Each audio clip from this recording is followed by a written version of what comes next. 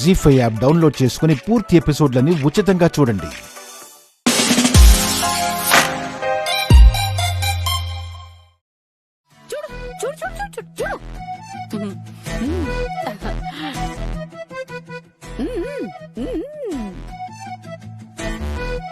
నువ్వు ఎన్ని లా points note చేసినా, ఎన్ని లాజిక్ పాయింట్స్ తీసినా వాళ్ళ ప్లాన్స్ వాళ్ళకుంటాయి మామ్.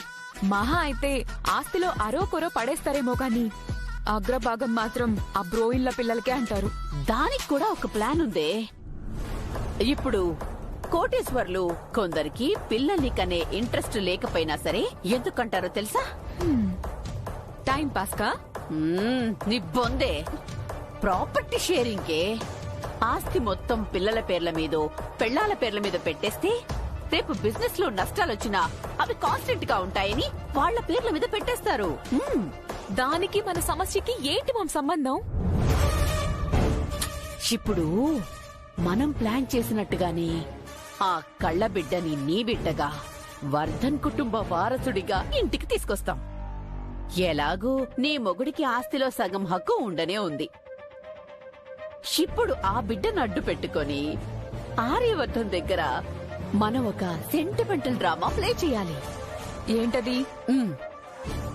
బ్రోయిల్లా మరేమో నీరజ్ కి సగం ఆస్తి దక్కుతుంది, బాగానే ఉంది.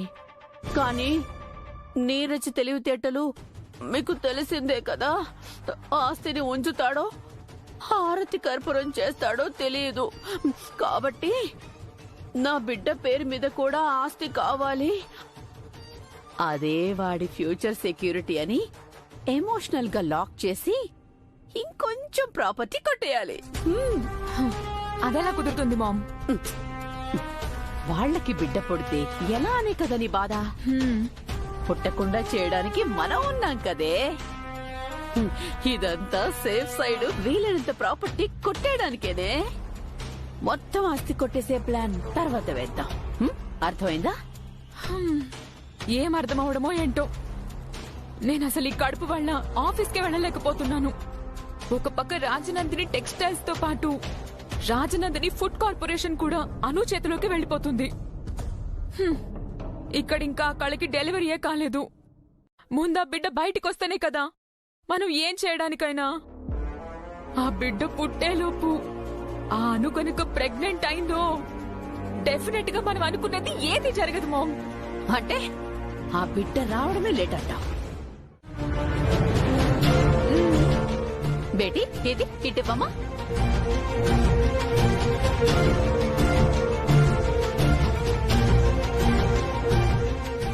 ఇదిగో ఓ నాన్నా. ఓ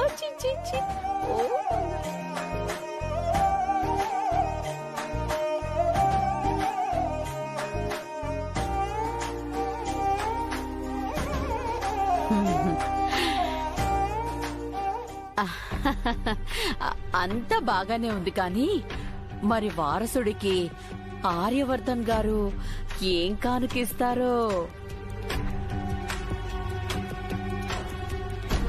దాదా వదినమ్మ బ్లెస్సింగ్స్ ఉంటే అంతే చాలు. బ్లెస్సింగ్స్ ఏం చేసుకుంటా నీరజ్? బ్రోయిన్ల రేంజ్ గిఫ్ట్ ఇవ్వాల్సిందే.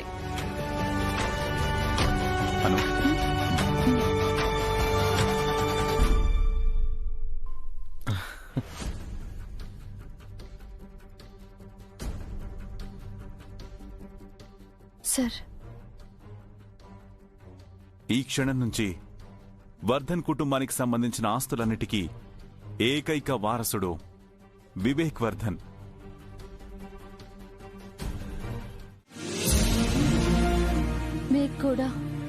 మీకు ఆధారం దొరికిందని, నన్ను యాక్సెప్ట్ చేశారని కూడా తెలుసు. ఓ ఆధారం దొరికిందని మీకు ఆసరగా ఉంటూ నా ఉనికిని, నన్ను, నా వాళ్ళని కాపాడుకుంటున్నాను. అంటే ఎవరి స్వార్థంతో వాళ్ళం ఒక అబద్ధాన్ని నిజమని నమ్మిస్తూ వచ్చామన్నమాట. మరి నీ అసలు నిజమేంటి? నువ్వెవరు?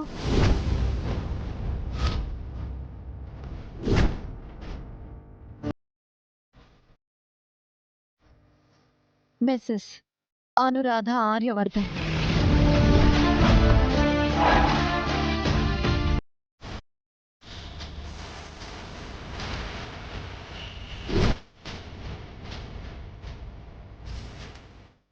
ఎవరి స్థానంలో అయితే నేను నటిస్తున్నానని మీరందరూ అనుకుంటున్నారో అది నిజం కాదు. నేనే అని అసలు నిజం.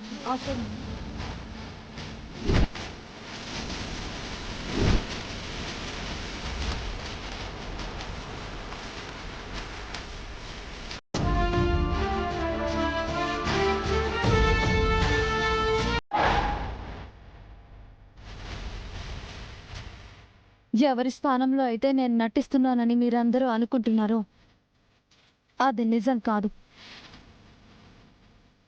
నేనే అనుననేది అసలు నిజం.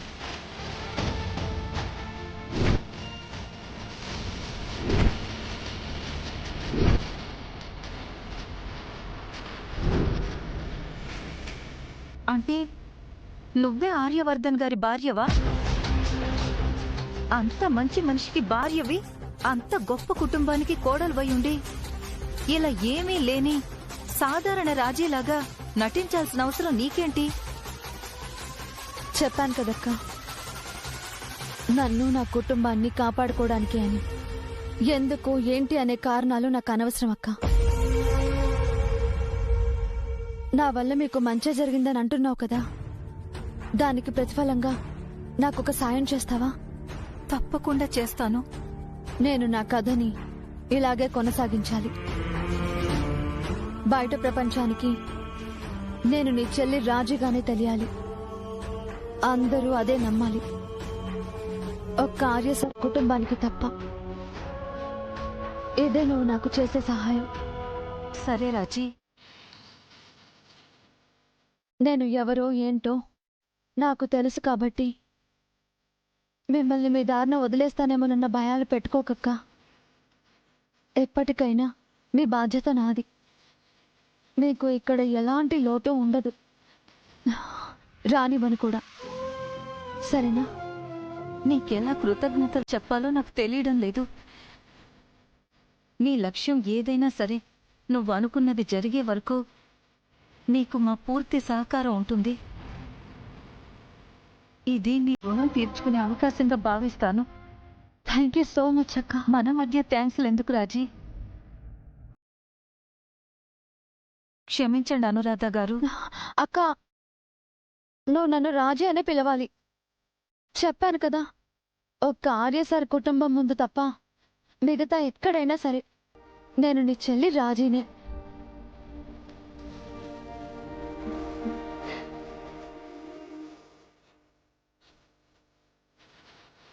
అలాగే గాయత్రీదేవి అవతారానికి మరియు లలితాదేవి అవతారానికి లక్కీ డ్రా ద్వారా అమ్మవారి అష్టాదశ పీఠాల టూరిజం ప్యాకేజ్ని గిఫ్ట్గా ఇస్తాం.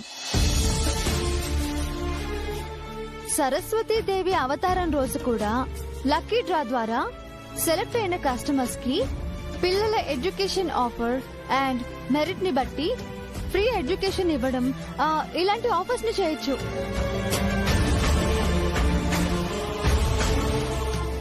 అన్నపూర్ణాదేవి అవతారం రోజు వచ్చిన సేల్స్ ప్రాఫిట్స్ అన్ని రైతుల సంక్షేమం కోసం, వాళ్ళ సంక్షేమం కోసం అందిస్తాం. సో సోషల్ సర్వీస్ మోటో ఉన్న పబ్లిక్ అందరూ ఆ రోజున మన రాజనంది సారీసే కొంటారు.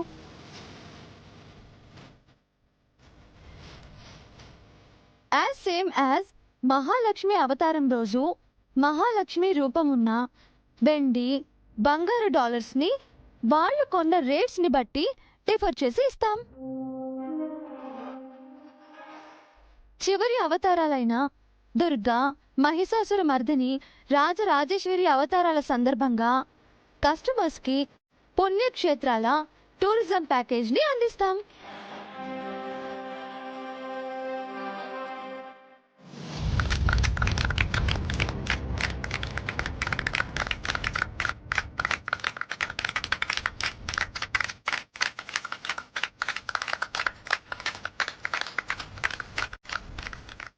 Brilliant madam.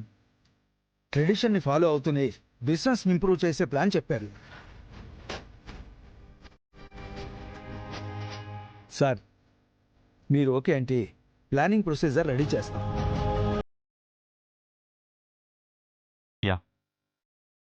Implement as early as possible. Thank you sir.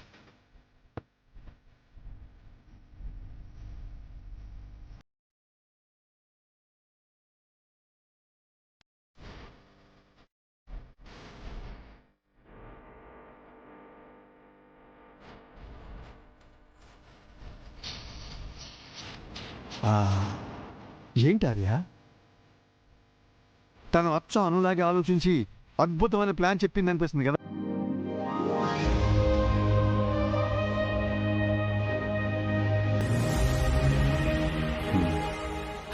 అక్కడే నువ్వు పప్పులో కాలేసావు. వాట్?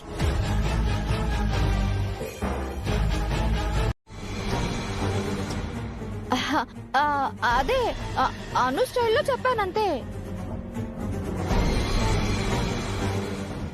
Right right. మరీ అంత ఇంప్రెసివ్గా చూడకార్యా, నాకు ఇబ్బందిగా ఉంది. ఇందాక ఛాంబర్ బయట తనతో ఈ ప్రిపరేషన్ గురించి డిస్కషన్. నా ట్రైనింగ్ అండ్ ప్లానింగ్ రిజల్ట్ చూసావుగా. ఎలా సండే? ఎలాగంటే సెర్చ్, రీసెర్చ్, దసరా గురించి రీసెర్చ్ చేసి అనలైజ్ చేసి చేసిన ప్లాన్ ఇది. ఆఫ్ కోర్స్ ఇందులో తన హెల్ప్ కూడా ఉందనుకో, బట్ టోటల్ క్రెడిట్ అంతా మాత్రం నాదే. ఏమంటావు? అఫ్ కోర్స్ సార్, మీరు చాలా గ్రేటు. నువ్వు కూడా పర్వాలేదు, బెటర్ దాన్ బిఫోర్. వచ్చిన కొత్తలో మబ్బులాగా కాకుండా ఇప్పుడు చెప్పిన వెంటనే గ్రాస్ప్ చేస్తున్నావు. Very impressive. ఆర్య సార్ కూడా చాలా ఇంప్రెస్ అవుతున్నారు. Keep it up. Thank you sir. మీ ఇద్దరు ఒకరినొకరు పొగుడుకోవడం ఏంటో. మంచి ఎవరు చేసిన పొగడాలని నువ్వే చెప్పావు కదా ఆర్య, మేము అదే ఫాలో అవుతున్నాం. In fact thank you so much. Let's move.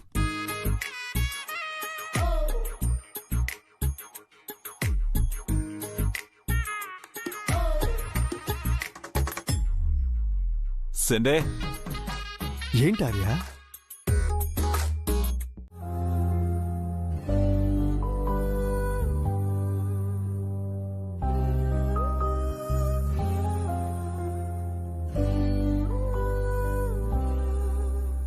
ఆ దేవుడికి అసలు మనసే లేదు. దగ్గర చేస్తూనే దూరాన్ని పెంచి ఆడుకుంటూ ఉంటాడు. వీళ్ళేమో ఒకరి కోసం ఒకరు ఆలోచించుకుంటూ లైఫ్లో హ్యాపీ మూమెంట్స్ మిస్ చేసుకుంటున్నారు. ఏం చెయ్యాలో ఏంటో.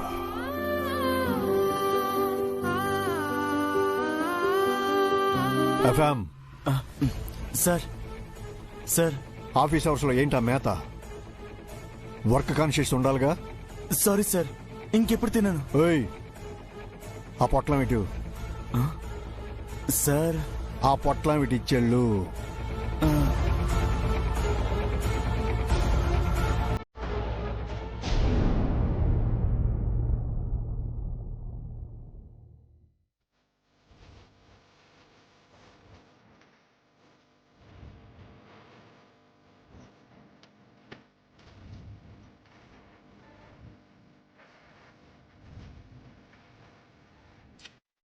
ఆర్య, బిజీగా ఉన్నావా?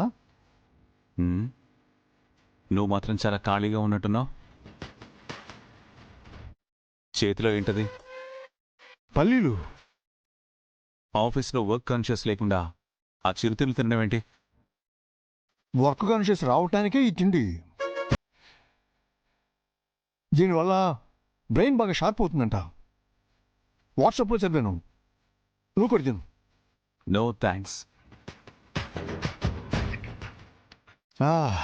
ఏంటో ఆర్య, జీవితం కూడా ఈ పల్లి పొట్టు లాంటిదే. ఉన్నట్టే ఉంటుంది, అంటే ఎగిరిపోతుంది. సండే. అయ్యో sir. What is this Sunday? Sorry Arya, కళ్ళలో పడిందా? మంటగా ఉందా? అరే వచ్చి ఊదకుండా ఈ క్వశ్చన్స్ ఏంటి? 1 second Agarwal ji, Sunday 1 second Anu చూస్తుండకపోతే వచ్చి ఊదొచ్చు కదా. సండే అను కాక మీకోసమే వెయిట్ చేస్తున్నానక్క. దేనికి? ఫ్లోర్ క్లీన్ చేయడానికా? అది కాదక్క, మిమ్మల్ని చూసుకోవడానికి కళ అనే సర్వెంట్ని పెట్టుకున్నారు కదా. ఉన్నట్టుండి తనకి నొప్పులు ఎక్కువ అనుకుంటా. పాపం పాపం ఎప్పటి నుంచి నొప్పులు పడిందో ఏంటో. మీరేమో తలుపులు వేసుకుని వెళ్ళిపోయారు. చప్పుళ్ళు వినపడి వెళ్ళి చూస్తే చాలా బ్లడ్ పోయి నొప్పులు పడుతూ ఉంది. మీరేమో ఇంట్లో లేరు. పెద్దమ్మ గారు నీరజ్ సార్ గుడికెళ్లారు. ఏం చేయాలో తెలియక అంబులెన్స్ కి ఫోన్ చేసి హాస్పిటల్ కి పంపించామక్క.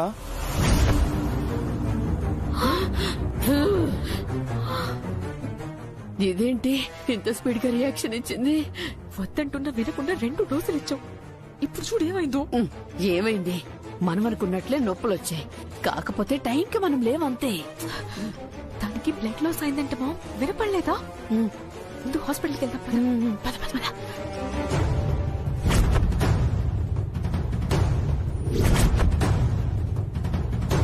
తనకిప్పుడే ఆపరేషన్ అయింది. లోపలుంది, వెళ్ళి చూడండి. ఆపరేషన్ అయిపోయిందా? ఏ బిడ్డ? ఖచ్చితంగా మగ బిడ్డే పుట్టుంటాడు. సారీ అండి, తనని చాలా క్రిటికల్ కండిషన్లో తీసుకొచ్చారు. బిడ్డ దక్కలేదు. అతి కష్టం మీద తల్లి ప్రాణాలు మాత్రమే కాపాడగలిగాం. ఏంటి? ఏం మాట్లాడుతున్నారు? బిడ్డ దక్కలేదా? డాక్టర్, మీరు అసలు ఎవరి గురించి చెప్తున్నారో ఏంటో. తన పేరు కళ. లోపలున్నది ఆవిడే అండి.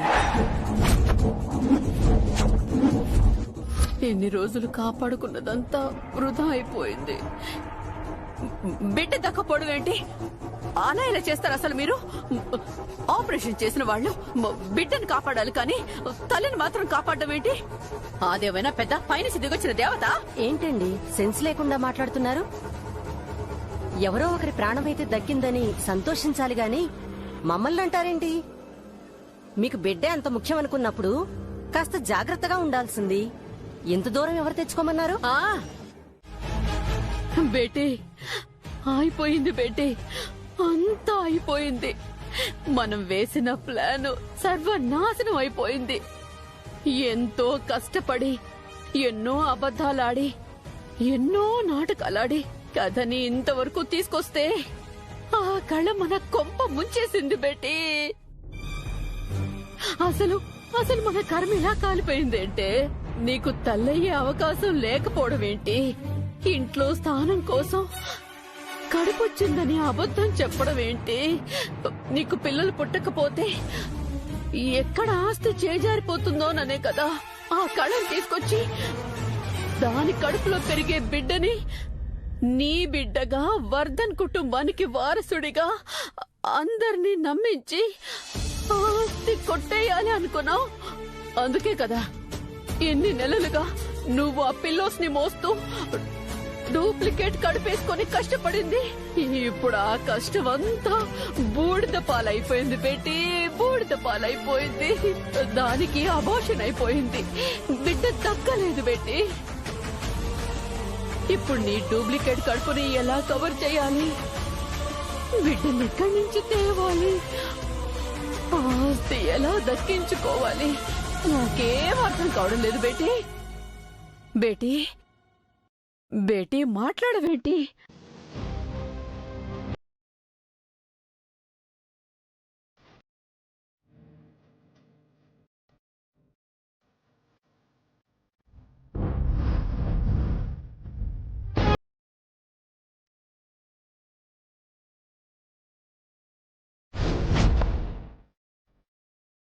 షాకులో బిగుసుకుపోయావా బేటీ? నువ్వు షాక్ లో నుంచి తేరుకున్నాక పెక్స్ రెడీ చేసి ఉంచు. ఏ ఫ్రస్ట్రేషన్ తట్టుకోవాలంటే ఫుల్ పడాల్సిందే. నేను వస్తున్నాను, నువ్వు రెడీ చేసి పెట్టు.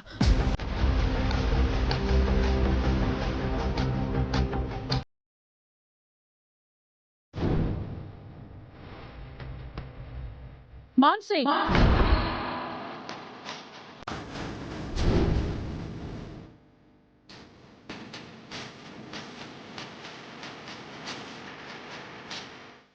రైట్.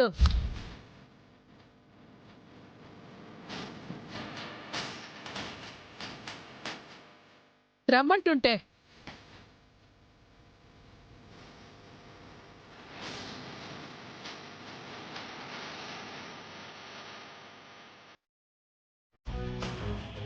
అదింత ప్రమాదం అని తెలుసుంటే అసలు నేను చేయించుకునేదాన్ని కాదు. ఇప్పుడు ఎన్ని మాట్లాడినా ఏ లాభం?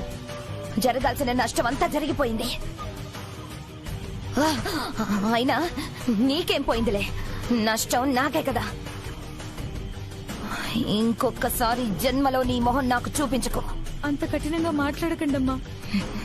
నేను కూడా చచ్చి బతికాను. కాస్త జాలి చూపించండమ్మా. నీ మీద జాలి చూపించడం కాదే, నాకెదురు పడ్డావంటే నేనే నిన్ను చంపేస్తాను.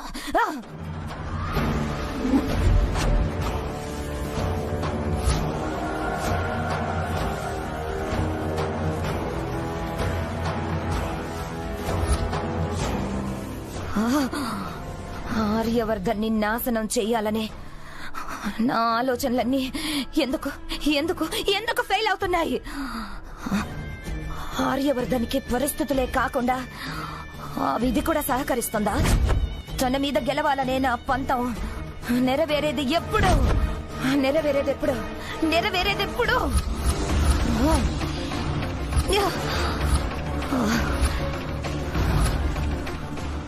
ఆర్యవర్ధన్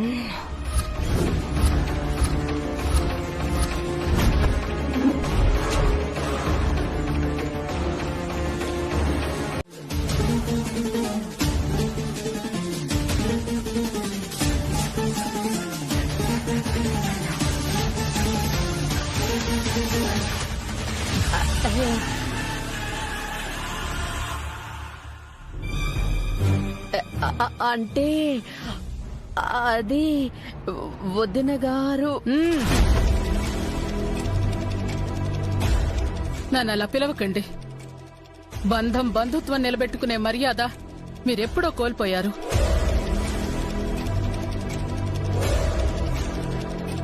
మీతో పాటు మీ అమ్మాయిని కూడా తీసుకుని ఇక్కడి నుంచి శాశ్వతంగా వెళ్లిపోండి.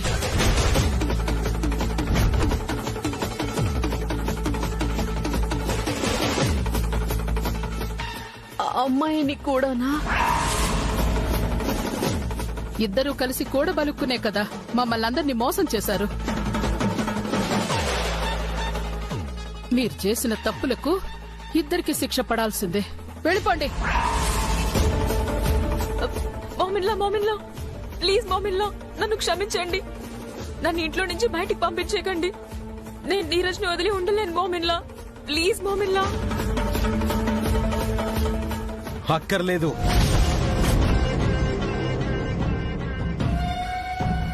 నన్ను అబద్ధాలతో మోసం చేసిన భార్య నాకక్కర్లేదు. నీరజ్, అమ్మ నిర్ణయమే నా నిర్ణయం.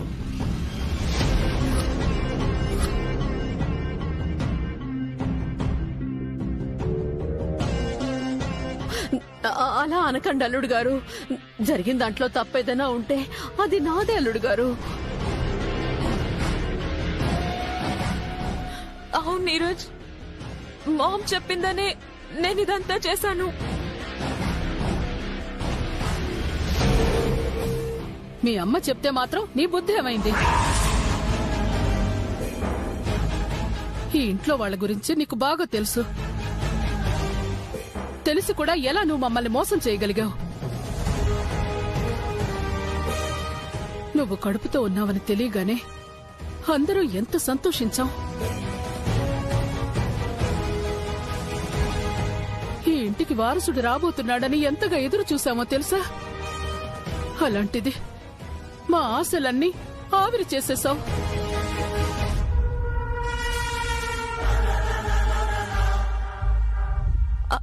I'm so sorry మోమిల్లా.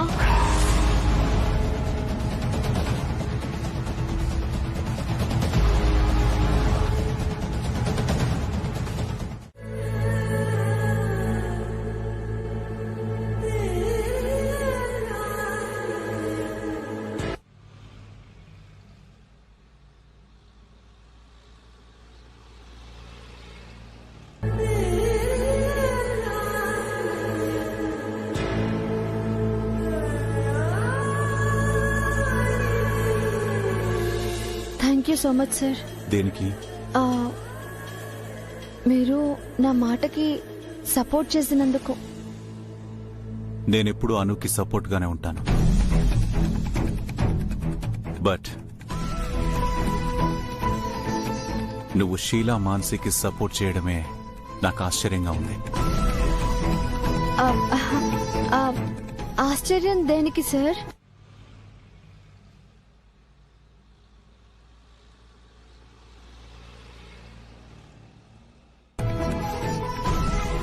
ఎందుకంటే ఒకప్పుడు అను కూడా నీలాగే వాళ్ళకి సపోర్ట్ చేసింది. కుటుంబం, గౌరవం, మనవాళ్ళు అని చెప్పి ఎక్స్క్యూజ్ చేసేలా చేసింది. ఇప్పుడు నువ్వు కూడా అలాగే చేశావు.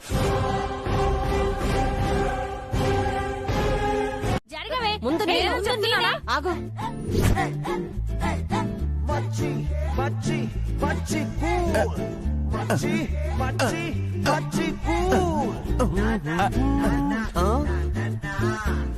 నానా నానా ఏమైంది? ఎడమ కన్ను కొట్టుకుంటుందా? అయితే నీ కోసం ఏదో డేంజర్ ఎంటర్ అవుతున్నట్టుంది.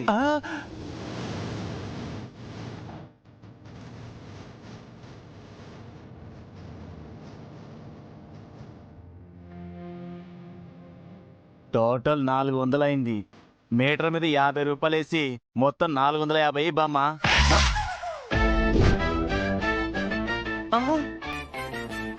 కాంతమ్మ. అమ్మో కాంతమ్మ అక్క. కాంతమ్మ బామ్మ.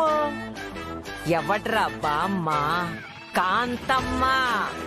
ఏయ్, ఈ కాంతమ్మతో ఆటలాడితే కష్టమైపోతావు. ఏమనుకుంటున్నావా? బస్ స్టాండ్ నుంచి నేరుగా బస్తీకి తీసుకురాకుండా సందులు గొంతులు అన్ని తిప్పి 400 బిల్లేస్తావా? మళ్ళీ మీటర్ మీద 50 రూపాయలు అంటావా? ఎవడికి రా బాకీ? మూసుకొని తీసుకో. 100. ఇది అన్యాయం. ఏయ్, ఈ బస్తీలో కాంతమ్మ గీసిందే గీత, చెప్పిందే న్యాయం. పారా, లేదంటే నీ ఆటో తిరగబడుతుంది. నేను వెళ్ళిపోతా.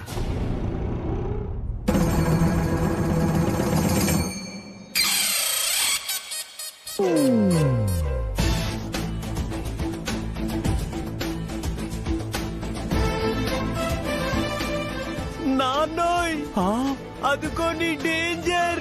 చాదస్తానికి, డిసిప్లిన్ కి brand ambassador the great Kanthamma బామ్మ ఇస్ అరైవ్డ్.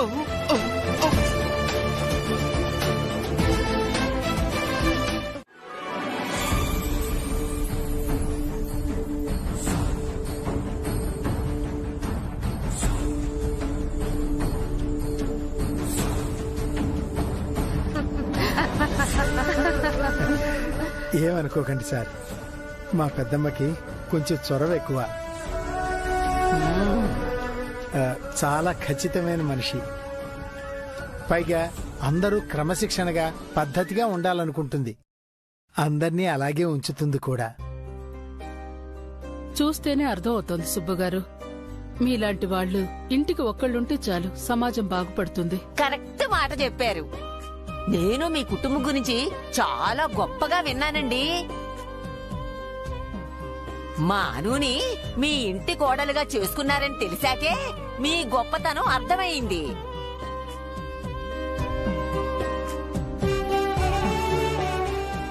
మా బంగారాన్ని మీ చేతిలో పెట్టాం, జాగ్రత్తగా చూసుకోండి. అయినా చూసుకుంటున్నారని తెలుస్తుందిలేండి. నేను పెద్దదాన్ని కదా, ఏదో ఒక మాట చెప్పాలి కదా. మీ బంగారాన్ని మా చేతుల్లో పెట్టారు సరే, నేను మా వాళ్ళని మీ చేతుల్లో పెడుతున్నాను.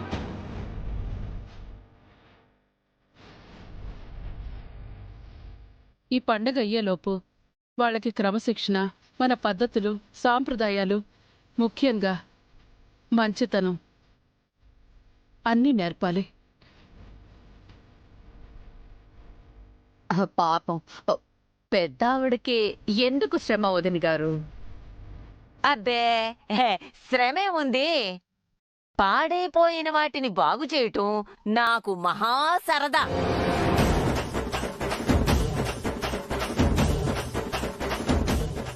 మీరేం దిగులు పడకండి, వీళ్ళని నేను దారిలోకి తీసుకొస్తాను కదా.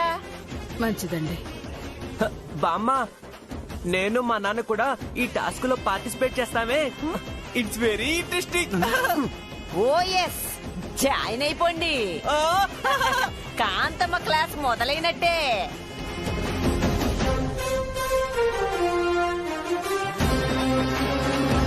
జీ5 యాప్ డౌన్లోడ్ చేసి అన్ని ఎపిసోడ్స్ పూర్తి ఉచితంగా చూడండి.